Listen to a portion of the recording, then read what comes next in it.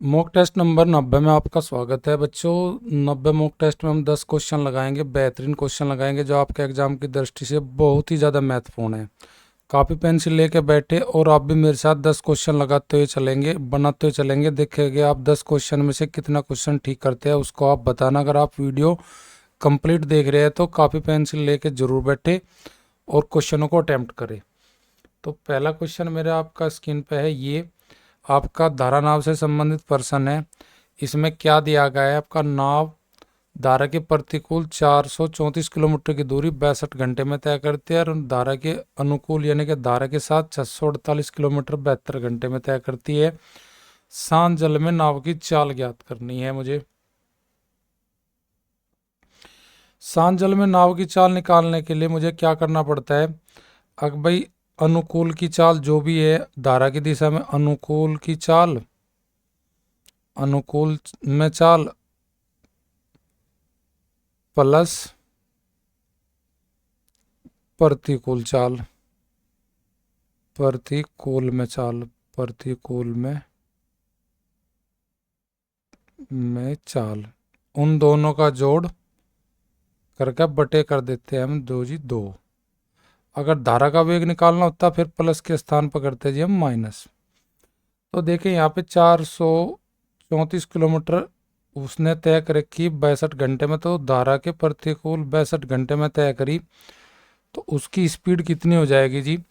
8 दूनी 16, 8 छंगड़ 8, नहीं 3 दूनी 6, यहाँ पे कितने से कटेगा ये?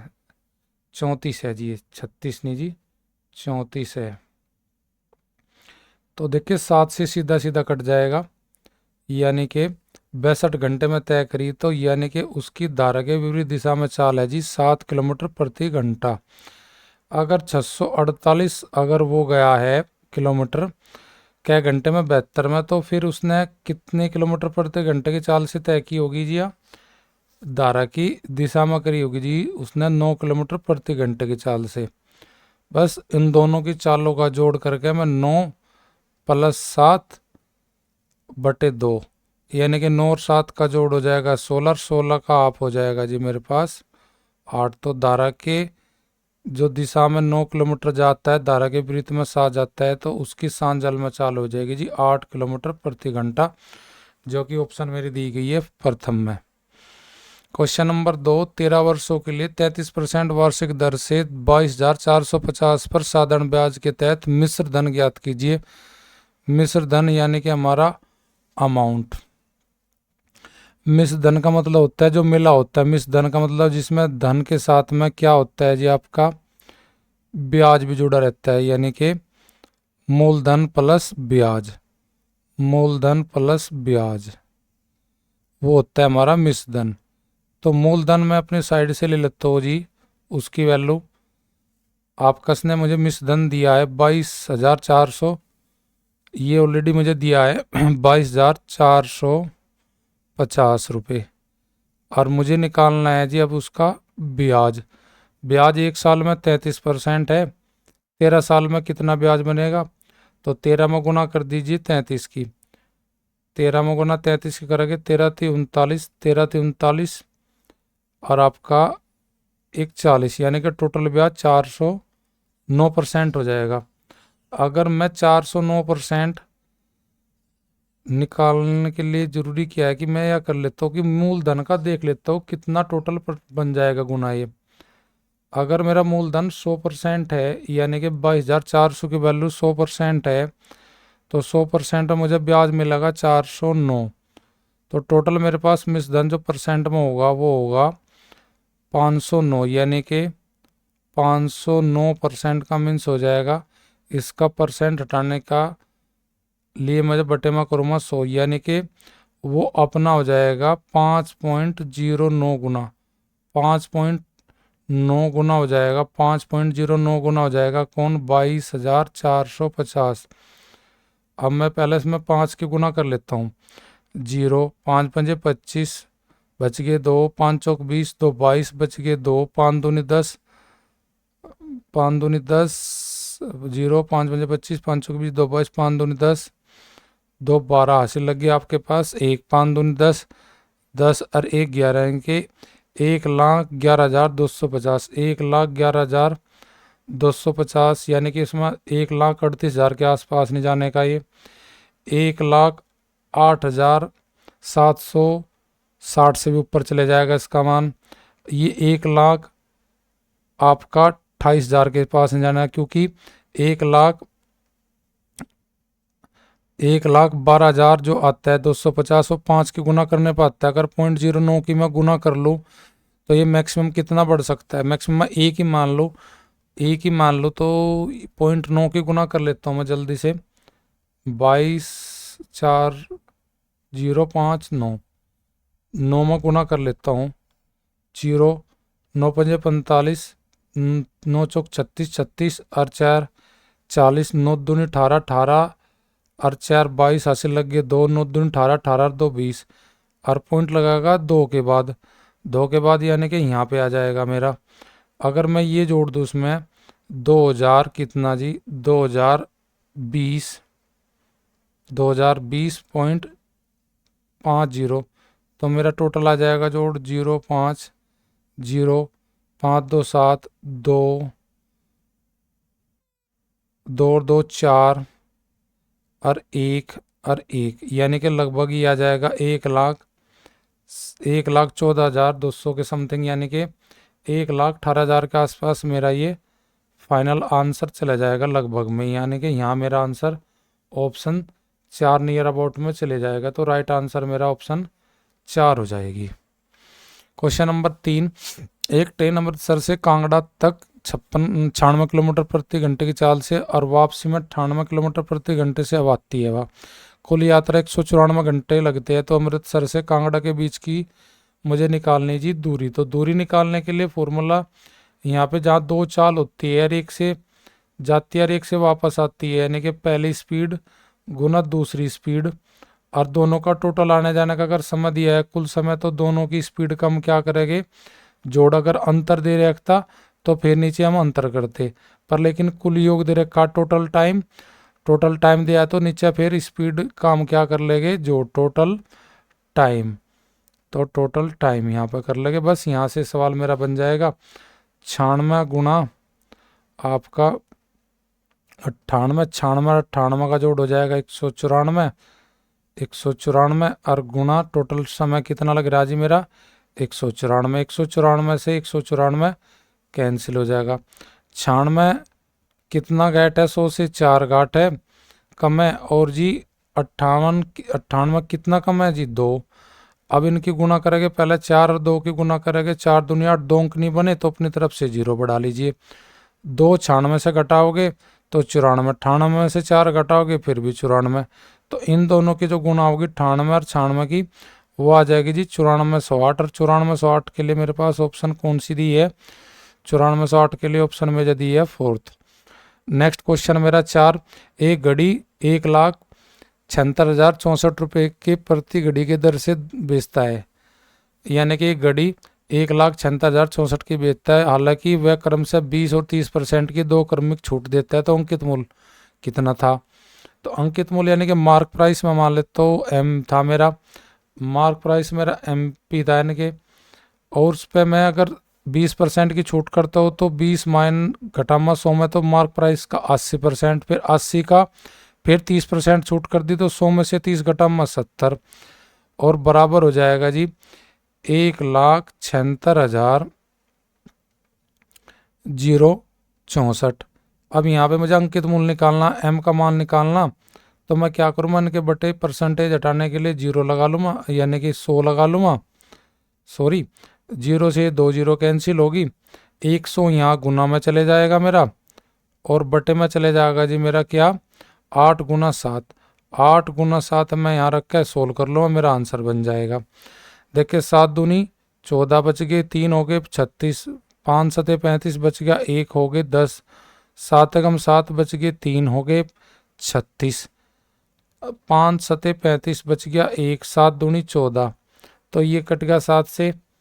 अब 8 से करेंगे हम, 8 तिया 24 बच गया, 1 हो गए 11, 8 कम 8 बच गए, 3 हो गए मेरे पास 35, 8 चौक 32 बच गए, 3 हो गए आपके पास फिर 32, 8 चौक 32 यानी कि 8 से 1 कट जाएगा, 25,152, 31,44, 31,44 में गुना कर देंगे 100 की, तो मेरे पास फाइनल आंसर आ जाएगा, फाइनल आंसर आ जाएगा 3,14,400, 3,14,400 मेरी ऑप्शन कौन सी में है जी? थर्ड में। नेक्स्ट क्वेश्चन मेरा, उन सभी 3 अंक के संख्या का योगफल ज्ञात कीजिए जिन्हें 10 से विभाजित करने पर 5 शेष बचता है। तो देखो 10 से पूरा विभाजित 3 अंकों में 10 है, 10 से 3 अंकों में विभाजित होने वाली संख्या है जी 100। अगर 100 में मैं 5 शेष बचाना तो मैं कहूँगा 3 अंकों की पहली संख्या वह है जो 10 से भाग करने पर 5 शेष आते हैं 105, फिर 10-10 के अंतर पर हम लेंगे अगली संख्या 115, फिर ऐसे 125, ऐसे करते जाएंगे तो डैश डैश हम लास्ट में कहेंगे कि जो 9 3 अंकों में 10 से विभाजित होती है पूरी, वो होती है जी 990। या 10 से कंप्लीट विभाजित तो 5 शेष बचाना तो उसमें 5 जोड़ दीजिए, यानी कि 3 अंकों की 10 से विभाजित होकर 5 शेष देने वाली लास्ट संख्या जो हो जाएगी 995। अब यहाँ पे मेरा योग निकालना, तो मैं क्या करता हूँ, पहली संख्या और अंतिम संख्या जोड़ लेता हूँ। पहली संख्या अंतिम संख्या का जोड़ अर्थात 105 प्लस 995, उसका जोड़ करूँगा और बटे 2 करूँगा और गुना टोटल संख्या। टोटल संख्या ध्यान से देखना कितनी आएगी मेरी। इससे पहले मैंने क्या एक संख्या छोड़ दीजिए जो 9 से 10 से भाग करने पर 5 से बचता है 95। 95 को अगर मैं 10 से भाग करूँगा तो यह मेरी 2 अंकों की वह संख्या जो 10 से भाग करने पर 5 शेष बचती है, यह 9वीं संख्या मेरी। और ये संख्या हो जाएगी जी मेरी कौन सी? 99। तो 99वीं संख्या कौन सी हो जाएगी जो 10 से भाग करके 5 बचेगी? 995। तो यह 99वीं संख्या है। और मैंने 105 से पहले कितनी छोड़ दी? 9 छोड़ दी। जो छोड़ दी हुई मैं घटा लूँ, यानी कि 99 से मैं अगर 9 घटा लूँ तो मैं कह सकता हूँ कि मेरी टोटल संख्या 3 अंकों में कितनी है जो 10 से भाग करने पर 5 शेष बचाएगी जी? 90। अब मैं यहाँ 90 लिख लेता हूँ जहाँ टोटल संख्या मुझे निकालनी। टोटल संख्या मेरी 90। 90 कैसे आई जी? 99 यहाँ पे टोटल संख्या 995 और 105 से पहले मैंने जो घटा दी संख्या जो 9 से 10 से भाग करके 5 शेष बचाती है वे थी 9। तो वे 9 घटाने बाद मेरे पास आएगी टोटल 105 से लेकर 995 तक टोटल संख्या आ जाएगी 90। अब इनका जोड़ करूँगा तो इनका जोड़ हो जाएगा मेरे पास 1100 और 2 से भाग करूँगा 90 को तो ये हो जाएगा मेरे पास 45। तो 1100 गुना 45, तो मेरे पास आंसर हो जाएगा 00। 45 से कम 45 का 5 का हासिल 4, 45 से कम 45, 45 और 4 हो जाएगा जी आपका 49,500। 49,500 मेरी ऑप्शन दिया है किस में जी? 4 में आंसर। क्वेश्चन 6, धनुष अपनी बचत का 22% वृद्धाश्रम में, बचत का 23% अनाथालय में और बचत का 24% चिकित्सा सहायता के लिए फाउंडेशन को दान देता है। बचत की शेष राशि 9300 रुपये बैंक में जमा कर देता है। धनुष का वेतन ज्ञात कीजिए यदि वेतन का 40% उसकी बचत राशि है, यानी कि अगर उसकी आय 100% है तो उसका बचत 40% है। बचत 40 यानी कि सेविंग उसकी 40% है। अब 40% है तो उसका खर्चा कितना जी? वो 40% बचत करता है तो वो खर्च कितना करता है जी? उसकी एक्सपेंडिचर कितना हो जाएगा जी? 60%। अब क्या है, अब ये क्या करता है, 40% की जो बचत है उसी में से ये देता है, इस 40 में से क्या देता है जी? 22% वृद्धाश्रम में देता है और जी 23% अनाथालय में देता है जी और जी 24% चिकित्सा सहायता में देता है। तो अगर मैं सभी का जोड़ करूँ तीनों का तो ये टोटल कितना दे दे अपना बचत का इसने जी? 22 और 23 45, 45 और 24 हो जाएगा जुड़ के मेरे पास 69% अपनी बचत का ये खर्च कर देता है। बाकी ये क्या करता है? बैंक में जमा करता है। कितना करता है जी? 9300। अगर मैं 1% इसकी बचत को मान लेता हूँ, 40% तो उसकी आय का है, आय का अगर मैं उसकी बचत 100% ही मान लेता हूँ अपनी साइड से तो 100 में से ये 69% बचत का दे चुका। तो उसके पास अब फिलहाल कितनी बचत बच रही जी? बचत का भी कितना बच रहा? 31%। 31% की वैल्यू कितनी हो जाएगी जी मेरे पास? 31% की वैल्यू बच जाएगी मेरे पास। 31% की वैल्यू बचेगी जी 93 जो बैंक में जमा करी, 9300 रुपये इसने बैंक में जमा कर रखे। तो 9300 रुपये बैंक में जमा करे, उनका मान 3100 है, तो 3100 तक अगर 9300 को भाग करूँ तो मेरे पास 1% की वैल्यू आ जाएगी। 1% की वैल्यू मेरे पास आएगी जी आपकी 300। अगर मैं उसकी बचत देखना चाह रहा, बचत जो मैंने ली है 100%, तो बचत का टोटल जो मान आ जाएगा वो आ जाएगा जी कितना जी, 300 में गुना कर दूंगा जी 100 की, मैं 300 में 100 की गुना करे पीछे मेरे पास बचत जो हो जाएगी उसकी आ जाएगी जी 30,000। और उसकी जो आय की जो देखा, आय की जो उसकी बचत है, आय का क्या हिस्सा जी 40%, यानी कि आय का कितना परसेंट है जी 40%। आय का 40% उसकी सेविंग है, आय का 40%। अब मैं 40% बराबर किसके, 30,000 के। अब 30,000 बटे 40 और उसकी आय निकालने के लिए दोबारा फिर मैं 100% का वैल्यू निकाल लूँगा। तो यहाँ से 0 से 0 कट गई और 4 से 100 चला जाएगा 25, 25 में गुणा करूँगा 3 की, तो उसकी टोटल आय जो मेरे पास आ जाएगी 25 75, 75 रखने के बाद उसके पीछे मैं 3 जीरो और लगा लेता हूँ, तो यानी कि वो टोटल जो उसकी आय आएगी 75 आ जाएगी। 75,000 के लिए मेरे ऑप्शन कौन सी है जी, आपकी फोर्थ है। तो ये सिंपल सा सवाल हम एक लाइन में भी कर सकते थे, पर लेकिन एक लाइन में करने में आपको थोड़ा समझ में कम आया, इस वजह से मैं सब थोड़ा डिटेल में करके बता कि ताकि आपकी समझ में सवाल अच्छी तरीके से बन जाए। तो देखते मैं थोड़ा सा एक लाइन का बता देता हूँ उस सवाल को, एक लाइन में हम कैसे फिनिश कर सकते हैं इस सवाल को। देखिए अगर मैं उसकी आय ले लेता हूँ अपनी तरफ से, माना उसकी आय ए है, ए का वो 40% बचत करता है, तो यानी कि ए का 40% मैं निकाल लूँगा यहाँ पे। अब इस 40% का फिर मैं यहाँ पे लेकर चलूँगा आगे, गुना कितना जी आपका 40% में। अब यहाँ पे मैं 40% उसकी सेविंग होगी ए की, आय का टोटल 40%, यानी कि इसकी बचत है। और बचत का फिर वो क्या करता है, 3 जगह डिस्ट्रीब्यूट करता है, यानी कि 22% वृद्धाश्रम में, और जी 23% करता है जी वो आपका अनाथालय में, और जी 24% चिकित्सा सहायता में। तो इन तीनों का जोड़ होगा जी 69%। तो उसका 69% के बाद जो धन बचागा बचत का, 69% अगर बचत का खर्च कर देता है, तो फिर उसके पास जो सेविंग रह जाएगी 100 में से 69 घटाओगे 31%, और 31% की जो वैल्यू रह जाएगी वह रह जाएगी जी कितनी जी 9300 रुपये। अब यहाँ 9300 रुपये का आप वैल्यू निकाल लगे 31 से भाग करके, तो 1% की वैल्यू आ जाएगी आपके पास 300।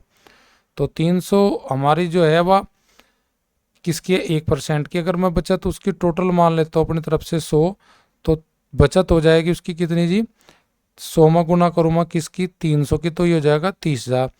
30,000 किसका 40% होगा, तो 30,000 को मैं भाग करूँगा किससे, 40 से, और पूरा टोटल ए का वैल्यू निकालने के लिए मैं किसकी करूँगा, गुना 100 की। और जब मैं सोल्व करूँगा फिर भी मेरा आंसर कितना होगा जी, 25 थी 75, 75,000 रुपये, यानी कि उसका टोटल आय है। नेक्स्ट क्वेश्चन देखते हैं, क्वेश्चन नंबर 7। उस अर्धगोले का कुल पृष्ठीय क्षेत्रफल यानी कि टोटल सरफेस एरिया ज्ञात कीजिए। टोटल सरफेस एरिया का फॉर्मूला होता है अर्धगोले का, वो होता है जी 3 पाई आर का स्क्वायर, जिसकी त्रिज्या 57 है। अब 3 गुना पाई की वैल्यू मुझे लेनी है 3.14, और गुना 57 गुना 57, यानी कि 57 का स्क्वायर, इसका तो 3 गुना हो जाएगा मेरे पास 9.42, और 57 का स्क्वायर 7 सत्ते 49, हासिल 4, 7 5 सत्ते 35, 35 और 35 का डबल 70, 70 और 4 74, और 5 पंजे 25, 25 और 7 हो जाएगा जी 32, यानी कि 32 49 मेरा 57 का स्क्वायर। अगर मैं यहाँ पे पूरा 10 की गुना कर दूँ तो इसका मान आ जाएगा जी 32, अगर 32,490, 32,490 से मेरा फालतू आंसर नहीं होगा, 32 आंसर नहीं होगा मेरा। अब देखिए ना मेरा 33 होने का, अब मेरा जो आंसर आएगा क्या, तो 30 होगा या 31वां होगा। तो मैं क्या करता हूँ, ये 42.5 है, तो मैं इसका आधा घटा लेता हूँ, यानी कि 9.5 के आसपास देखता हूँ मैं कितना बनेगा इसका आधा। 1 6 2 4 5, यानी कि 24.5 घटा लेता हूँ मैं, 1624.5 अगर मैं घटा लेता हूँ तो मेरा आंसर कितना बनेगा जी? देखिए आपका 0, 6, 8 और यहाँ पे मेरा 14 में 6 जाके 8 और जी यहाँ पे मेरा बच जाएगा एक, एक में से घटाऊंगा मैं 0। देखिए यहाँ पे 0, यहाँ पे 8, 6, 8 में 9, 8 में 6 बचेगा यहाँ पे, सॉरी यहाँ पे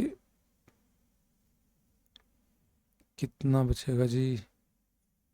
ये मैं गलत घटा दिया, एक बार जल्दी से देखता हूँ। देखो 0, यहाँ पे 6, यहाँ पे 8 में से 2 जाके 6 बचेगा, यहाँ पे 14 में से 6 जाके 8 बचेगा और यहाँ पे एक दाएं ले ला तो यहाँ पे 0 और यहाँ पे 3। तो यानी कि लगभग लगभग मेरे पास जो आंसर आएगा वो 30,000 समथिंग आएगा, 30,000 समथिंग, यानी 31 मेरा आंसर नहीं आने का। तो मेरा आंसर हो जाएगा ऑप्शन बी राइट। बस यहाँ से मेरा एक लगभग आंसर मुझे पता है कि 30 पॉइंट समथिंग आंसर आएगा, तो इसलिए अर्धगोले का टोटल पृष्ठीय क्षेत्रफल हो जाएगा 30,605.58। आठवां, दो संख्या का महत्तम 23 है, उनमें उनका लघुत्तम समाप्त वर्तक के दो भाजक, दो अन्य भाजक आपके 26 और 27 है। तो इसने सवाल में पूछा छोटी संख्या, तो छोटी संख्या निकालनी, तो जो आपका महत्तम दे रखा है उस महत्तम के गुना कर दीजिए छोटे वाले आपके लघुत्तम के भाजक में। तो कर लीजिए 26 का 26 तिया 78 का 8 का से लग गए 7, 26 का डबल 52, 52 और 7 हो जाएगा आपके पास 52 और 7 59, यानी कि 598 छोटी संख्या है। 598 के लिए आंसर हो जाएगा ऑप्शन फोर्थ। अगर ये पूछता बड़ी तो फिर हम 23 के गुना करते 27 में, अब 27 में 23 में गुना करके बड़ी संख्या का मान निकाल लेते। क्वेश्चन नंबर 9, श्रुति संदीप अमित साझेदारी करते हैं, श्रुति पूरी पूंजी का 1/3, यानी कि जो श्रुति है वो 1/3 लगाती है।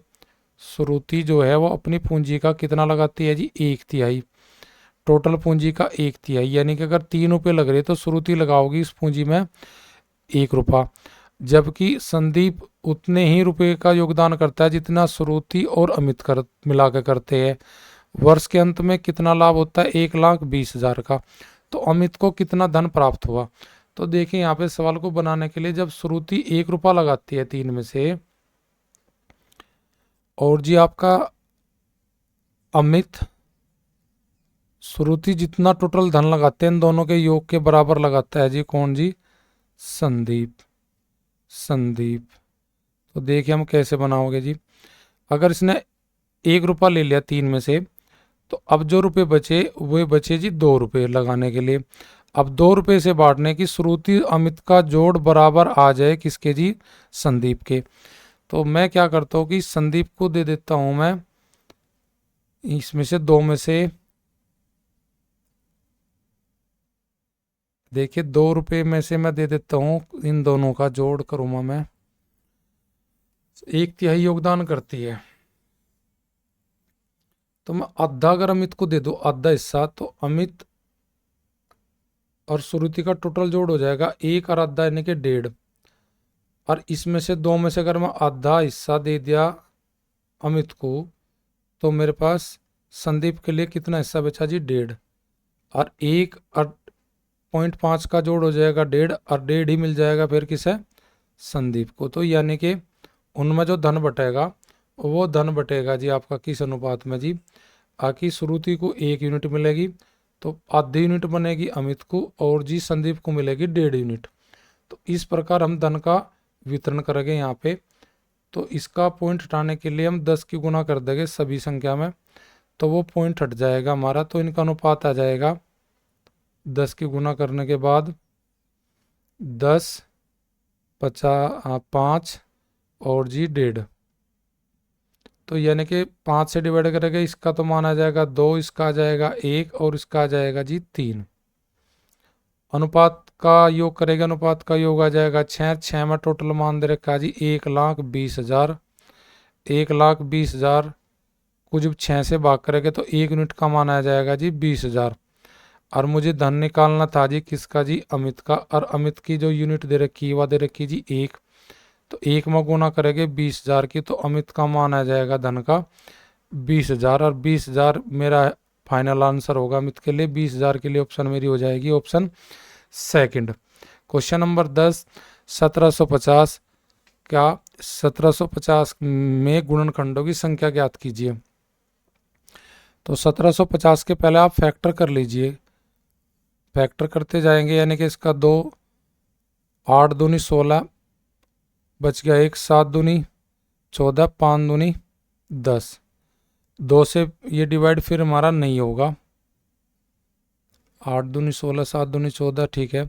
ये 3 से चला जाएगा, 3 से भी नहीं जाने का, भी 5 से ले गए हम, 5 एकम 5 बच गए, 3 हो गए 37, तो 5 सते 35 बच गए आपके पास 2, 5 पंजे 25, फिर 5 से डिवाइड करेंगे तो ये हो जाएगा 5 तिया 15, 5 पंजे 25, फिर 5 से डिवाइड करेंगे 5 सते 35, फिर हमारा यहाँ पे हो जाएगा ये फाइनल 7 एकम 7। तो इसके फैक्टर जो आए 2 की पावर 1 गुना 5 की पावर 3 और गुना 7 की पावर 1 गुना 7 की पावर 1।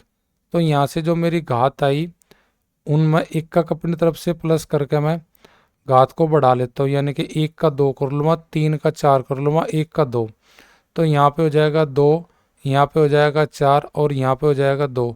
इन सब की मल्टीप्लाई कर दीजिए, 4 दूनी 8 और 8 दूनी 16, तो यानी कि टोटल मेरे पास 1750 के गुणनखंडों की संख्या आ जाएगी जी 16। 16 के लिए मेरे पास ऑप्शन हो जाएगी जी फर्स्ट। तो क्वेश्चन नंबर 10 के लिए मेरा ऑप्शन आपका फर्स्ट होगा। तो मेरे सभी 10 क्वेश्चन कंप्लीट हुए। यहाँ पे आप अपने क्वेश्चन देख सकते हो आपने कितने ठीक बनाए और कितना आपका स्कोर ठीक रहा इसमें हमारा टोटल 10 क्वेश्चन में।